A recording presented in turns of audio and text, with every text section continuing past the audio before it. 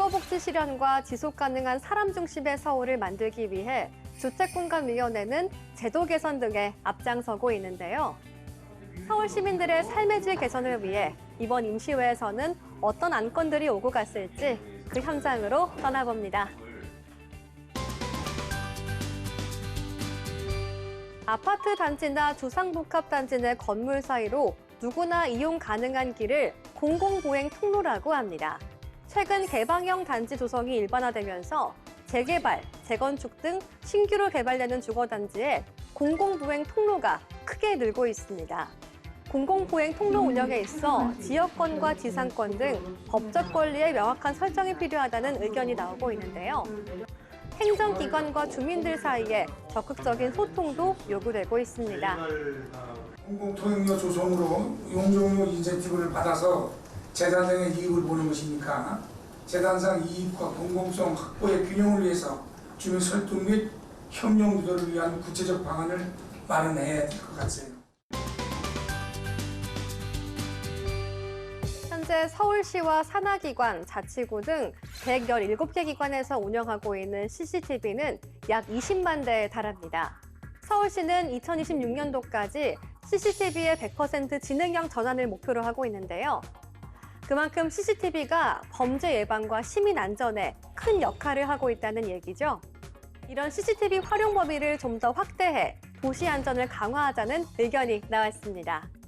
우리가 공원이나 이런 공용 화장실을 가보면 비상벨만 있지 CCTV는 없습니다.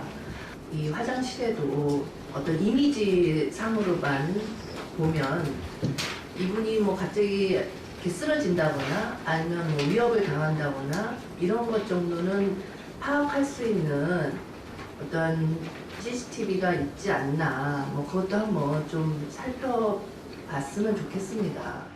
범죄 유형이 갈수록 진화되고 교묘해지는 만큼 과학 치안이라는 말이 나올 정도로 범죄 예방 시스템이 점점 첨단화되어 가고 있습니다. 앞으로도 디지털 기술을 적극 활용해 범죄를 선제적으로 차단하고 도시 안전망을 더욱 촘촘하게 구축하길 기대해 봅니다. 앞으로 마고, 망원, 여의도, 압구정, 옥수, 뚝섬 등 한강 7개 선착장 인근에 자전거 라운지가 조성됩니다. 총 19억 원의 예산이 투입돼 조성되는 자전거 라운지에는 휴게실과 자전거 이용 안내 공간 등이 마련되고 셀프 정비, 응급조치 키트도 구비될 예정인데요. 입지 선정 확대와 한강버스 연계 등에 대한 더욱 세심한 고려의 필요성이 제기됐습니다.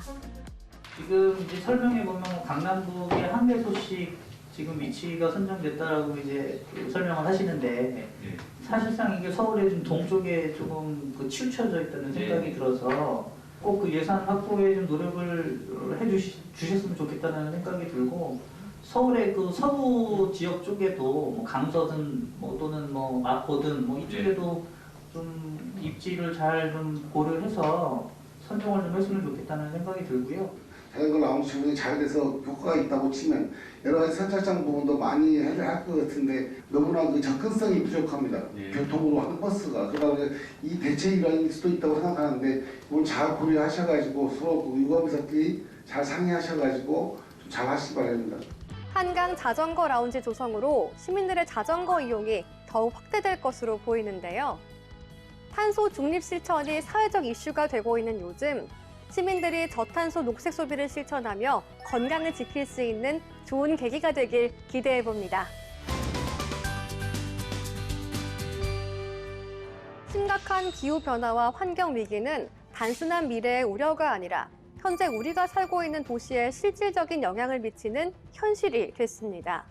탄소 중립이 필수가 된 시대, 지속 가능한 미래를 위한 제로 에너지 건축물이 중요한 대안으로 떠오르고 있는데요. 서울시의회 주택공간위원회 위원들이 그 모범 사례가 되고 있는 현장을 방문했습니다. 서울주택도시공사가 발주해 지난 2022년 착공, 올해 3월 준공한 고덕강일 제로에너지 아파트. 6개 동 697세대 규모의 공공주택단지로 정부의 제로에너지 보급 로드맵보다 앞서 제로에너지 건축물 인증 GEB 3등급을 받은 곳입니다. 일반 공동주택 대비 전기료, 냉난방 비용 등 에너지 비용이 약 34% 정도 절감될 것으로 기대하고 있는데요. 친환경 미래지향적 주거단지라는 평가를 받고 있습니다.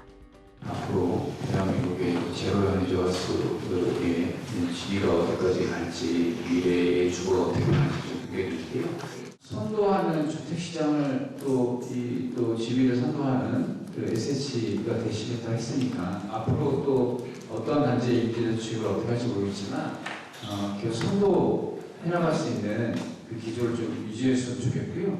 현장을 둘러본 주택공간위원회 위원들은 아파트의 구조와 향후 유지 관리 등에 대한 몇 가지 우려도 제기했습니다. 오늘 이렇게 현장에 와보니까 제가 좀 우려되는 부분이 하나가 있었어요. 그 복도식으로 아파트가 지어졌어요. 복도에 이런 물통이 놓여지거나 그러면은 이렇게 화재가 났을 때 대피하는 데 문제가 있을 수가 있어요. 그래서 아까 뭐 창고를 이렇게 만들어 주시든지 그런 방안이 필요하다 이렇게 말씀하시는데 사실 생각 없었어요. 기후 위기 시대 제로 에너지 아파트가 건축 분야에서 큰 주목을 받고 있는 만큼 앞으로도 서울도시주택공사가 건축 계획과 시공 분야에서 꾸준히 노력해줄 것을 당부했습니다.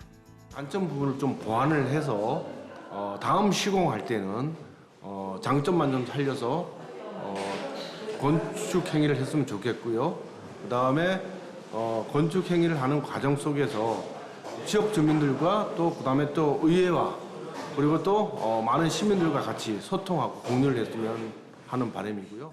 주택공간위원회에서는 제330회 임시회에서 서울특별시 서울주택도시공사 설립 및 운영에 관한 조례 일부 개정 조례안, 서울특별시 2030 도시 주거환경 정비 기본계획, 주거환경사업부문 변경 의견 청취안 등 11건의 안건을 본회의에서 가결했습니다.